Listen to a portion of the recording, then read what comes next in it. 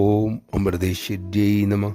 ആത്മദർശനം, ഈശ്വരദർശനം, സാക്ഷാത്കാരം എന്നൊക്കെ കേട്ടിട്ടുണ്ട്. അത് തമ്മിൽ എന്തെങ്കിലും വ്യത്യാസമുണ്ടോ അമ്മേ? മകൻ്റെ ഈ ചോദ്യത്തിന് അമ്മ അരുളി, മക്കളെ, നാമദേവനെ പോലെ ഒരു പക്ഷേ നിങ്ങൾക്കൊക്കെ ഈശ്വരദർശനം ഉണ്ടായേക്കാം. പക്ഷേ സാക്ഷാത്കാരം അതുകൊണ്ട് ഉണ്ടാവണമെന്നില്ല.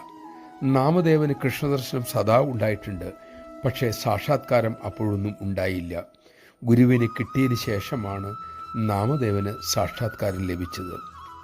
അർജുനൻ ശ്രീകൃഷ്ണനെ ആദ്യം കണ്ടത് സഖാവായിട്ടാണ്. പിന്നീടാണ് കൃഷ്ണമഹിമ അർജുനൻ തിരിച്ചറിഞ്ഞത്. ആ തിരിച്ചറിയിലാണ് സാക്ഷാത്കാരം. നമഃശിവായ. അമ്മയെ നാം കണ്ടു, ആ ദർശനം നമുക്ക് കിട്ടി. പക്ഷേ അമ്മ ആരെന്ന് തിരിച്ചറിയാൻ നമുക്ക് കഴിഞ്ഞിട്ടില്ലല്ലോ. അമ്മയിലെ മഹിമ തിരിച്ചറിയാൻ നമുക്ക് സാധിക്കട്ടെ.